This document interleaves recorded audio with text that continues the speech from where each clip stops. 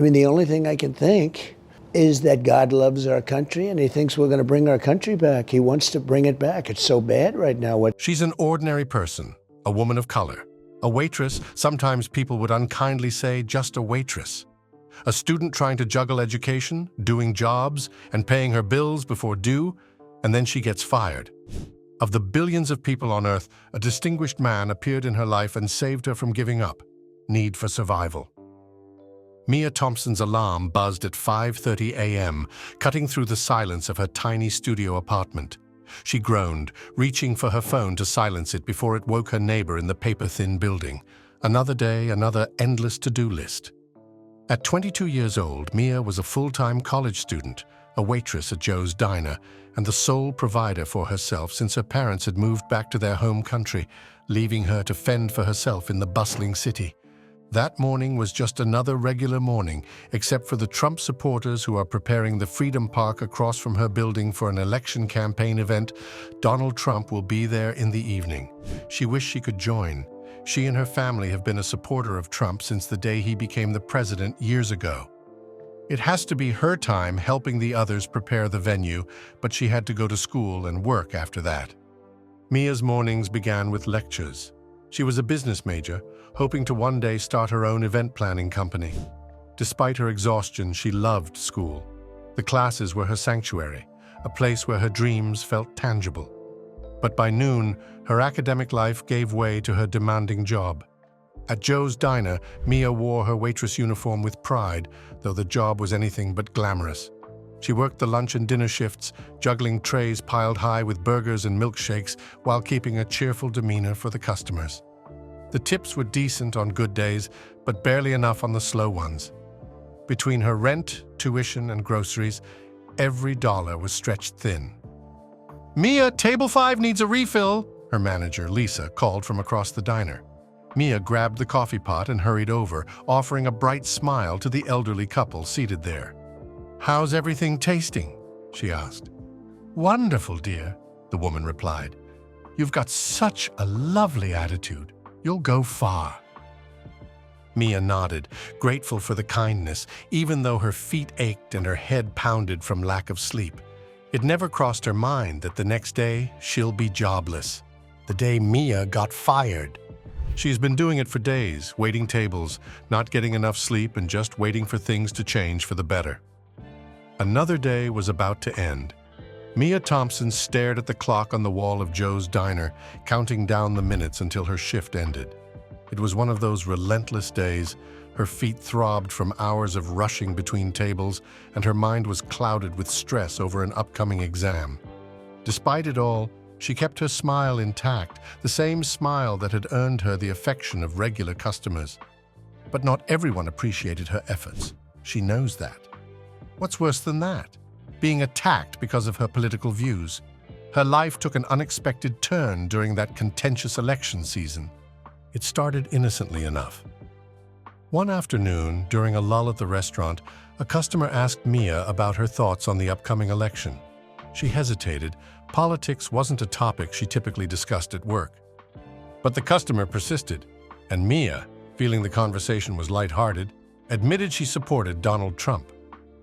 "I think his policies could really help small businesses and bring some jobs back. Also, I know he has plans for our community, especially working students," she said, adding, "It's just my opinion, of course." The customer nodded but left shortly after. Mia didn't think much of it until the next day when the manager called her into the office. "Mia, we've had a complaint. A customer said you were pushing your political views while serving them. You know we don't allow that here," Lisa said. Mia's jaw dropped. "I wasn't pushing anything. I just answered a question," Lisa sighed. "I get it, but this has caused some backlash.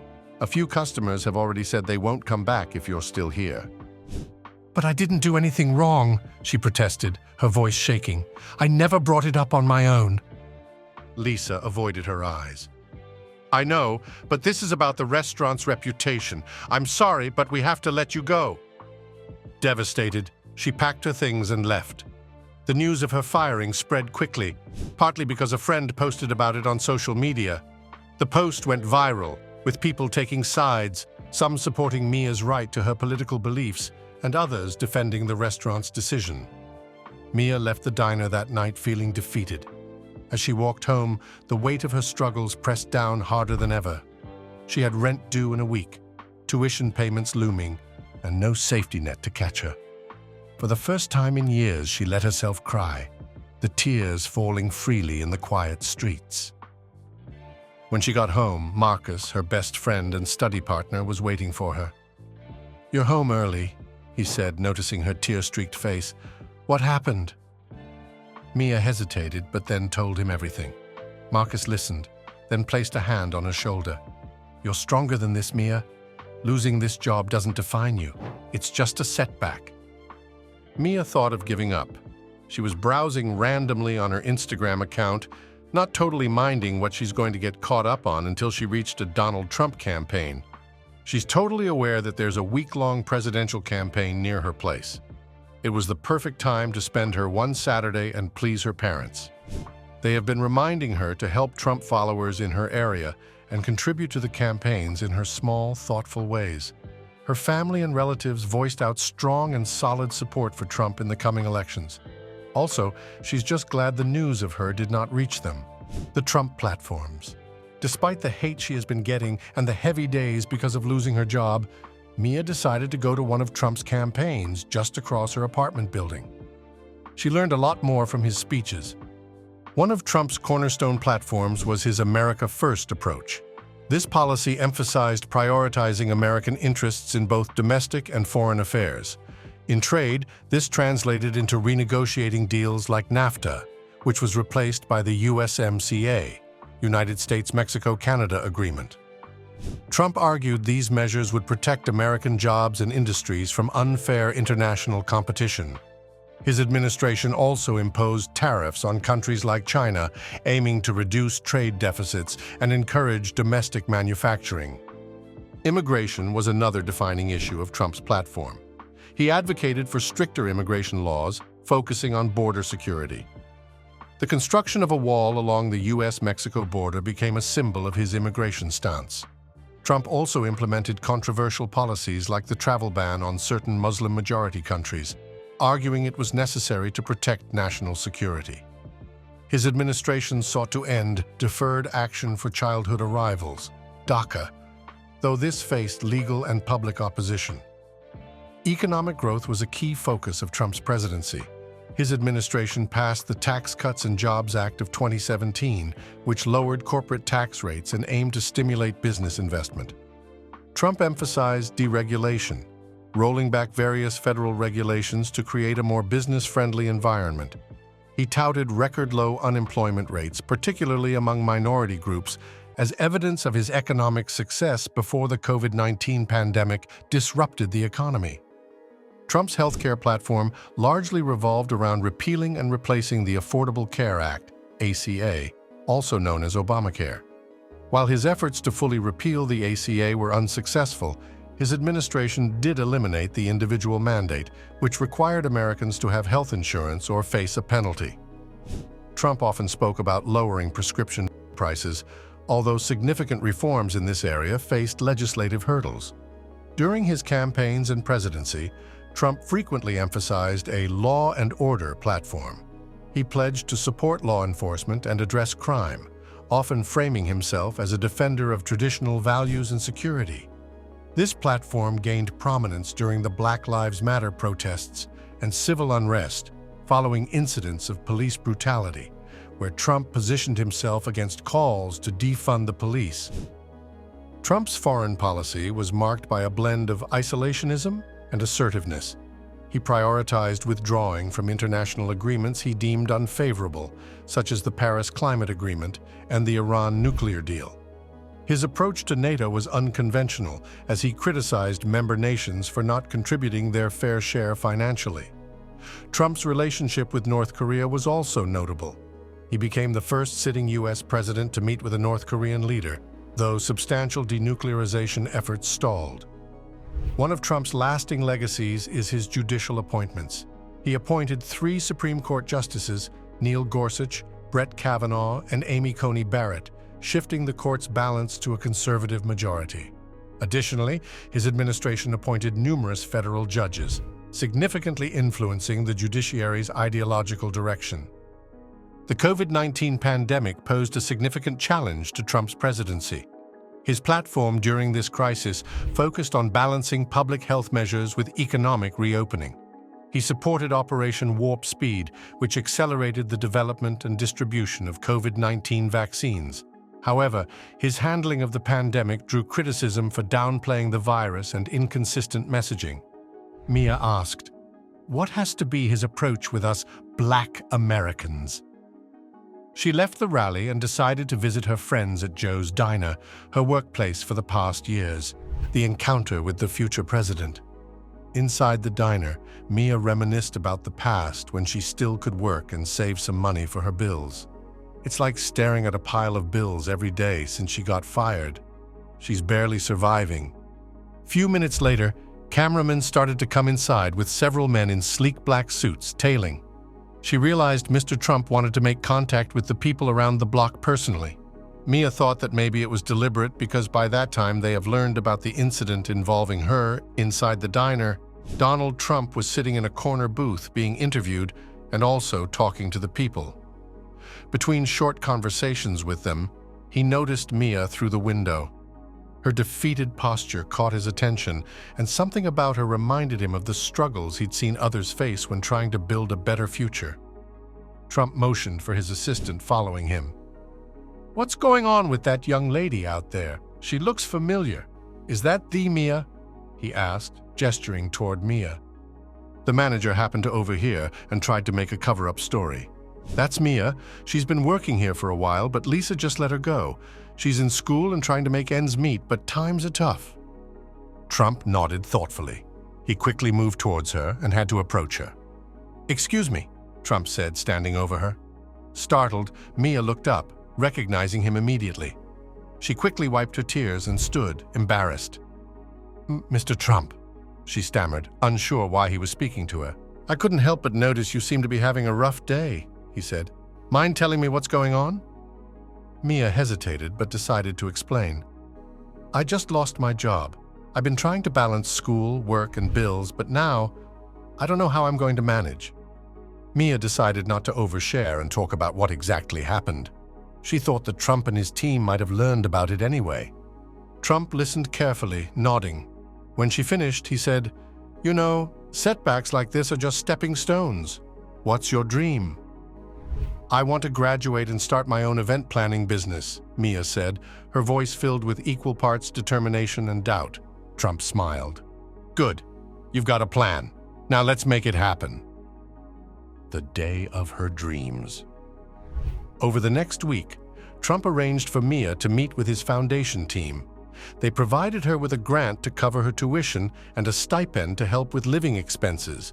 He also offered her a part-time job as an assistant at one of his hotels, where she could work flexible hours while focusing on her education.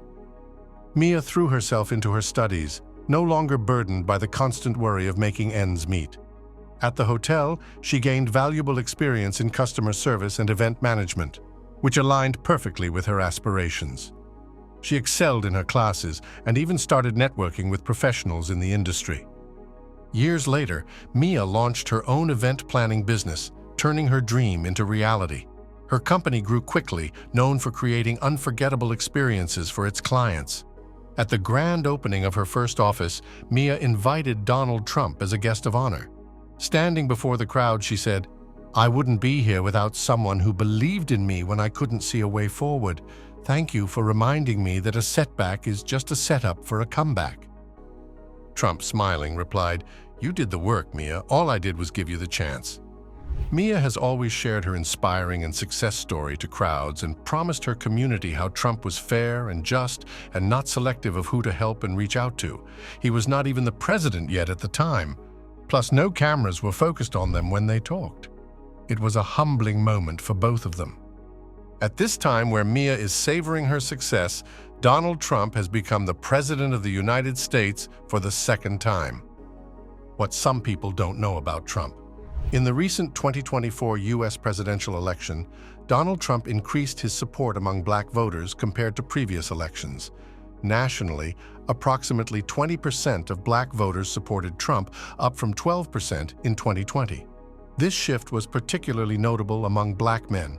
In North Carolina, for instance, about 1 in 5 black men voted for Trump, more than doubling his support from 2020. One of the reasons why this happened is the piling story of Trump and Mia. His passion to help and include the black community and not wanting them to think they are less of Americans themselves. In his eyes, if you're a citizen of the country, you're my person. And one of his notable projects and initiatives is his educational support for the black youth community. Donald Trump's policies and actions regarding education and funding for black children and people have been both praised and criticized. His efforts during his presidency aimed to address some educational disparities while advancing certain priorities. One of Trump's most notable efforts in education was his support for historically black colleges and universities, HBCUs. His administration increased federal funding for these institutions, a move that garnered bipartisan support. In 2019, Trump signed the Fostering Undergraduate Talent by Unlocking Resources for Education Future Act, which provided permanent funding for HBCUs and other minority-serving institutions. This funding was intended to ensure financial stability for HBCUs, allowing them to expand programs, improve infrastructure, and provide scholarships for low-income students, many of whom are black. Trump often highlighted this initiative as a key achievement in his outreach to the black community, stating that his administration had delivered more consistent and substantial funding than previous administrations. The Opportunity Zones program, part of the 2017 Tax Cuts and Jobs Act, aimed to stimulate economic growth in distressed communities, many of which are predominantly black. The program incentivized private investment by offering tax breaks for investing in these areas. While not solely focused on education, the initiative aimed to improve access to resources, job opportunities, and infrastructure, indirectly benefiting schools and educational programs in underserved neighborhoods. Some critics argued that the program primarily benefited wealthy investors rather than directly addressing systemic inequalities in education or funding.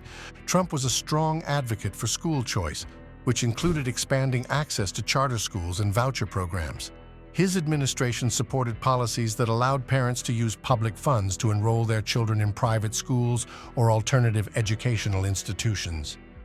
Proponents argued that school choice offered families, particularly those in underperforming school districts, often serving predominantly black students, more options for quality education. Opponents contended that such policies diverted funds from public schools, exacerbating disparities in resources and quality for students who remained in the public system. Trump's administration also focused on expanding apprenticeships and job training programs. These initiatives aimed to provide more pathways to career success, particularly for individuals without a college degree. Black communities, facing higher unemployment rates than the national average, were identified as key beneficiaries of these programs. The Pledge to America's Workers initiative encouraged businesses to invest in skills development, which included commitments to train workers in underserved areas. Why some black communities supported Donald Trump. Donald Trump's presidency was characterized by policies and rhetoric that often polarized public opinion. However, a significant portion of black communities found reasons to support him, particularly during the 2020 and 2024 elections. While the majority of black voters traditionally align with the Democratic Party, Trump's appeal among some segments of the black population highlights a complex relationship influenced by economic, social, and political factors. Trump frequently touted economic progress under his administration as a cornerstone of his appeal to black voters.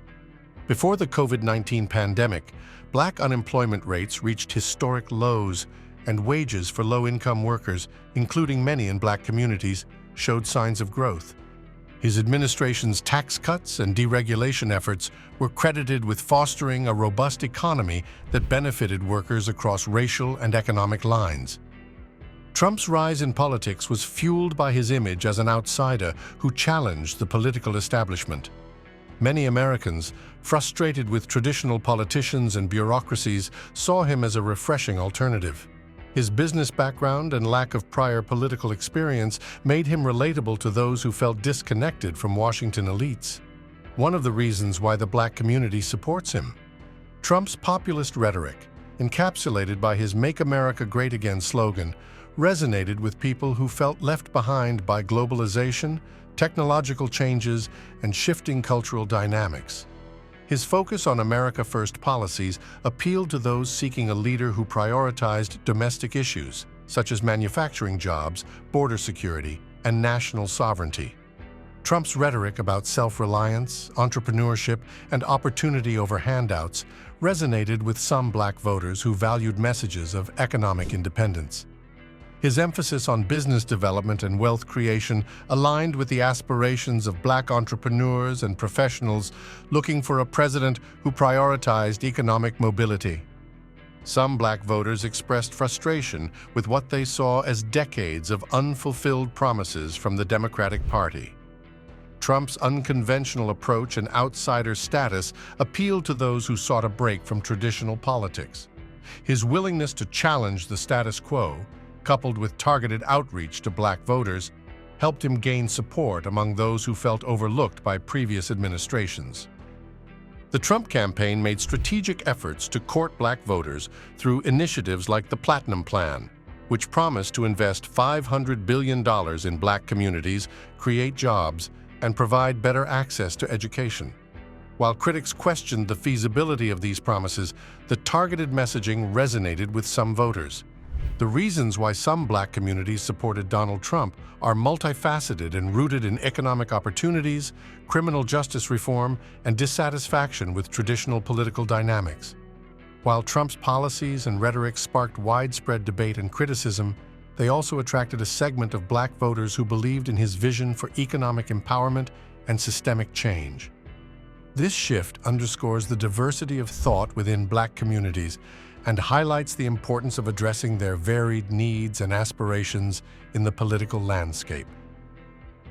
Trump's unfiltered style of communication, often through social media and rallies, attracted a loyal following. Supporters appreciated his bluntness and willingness to say what many felt other leaders were afraid to voice. His directness was seen as a sign of authenticity, even when controversial. The future trajectory of Black community support for Trump will depend on various factors, including his policies, outreach efforts, and the political landscape.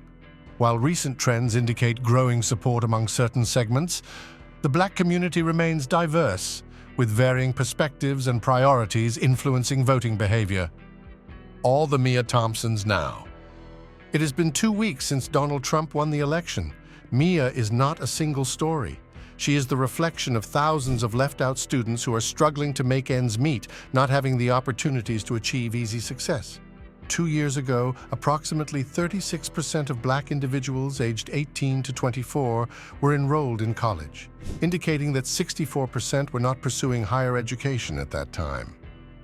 Over the past decade, college enrollment rates among Black students have experienced fluctuations.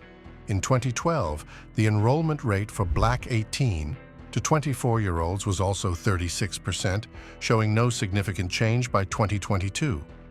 Trump is about to focus on this trend and will reach out to many more Mias as he continues to inspire the youth and lead the nation. Under his leadership, no one is left behind, he promises. Even the waitresses, utility men, all the blue and white collared Americans, he's got a plan for everyone. Did you like the success story of Mia? Share your thoughts below. We'll see you in the next video.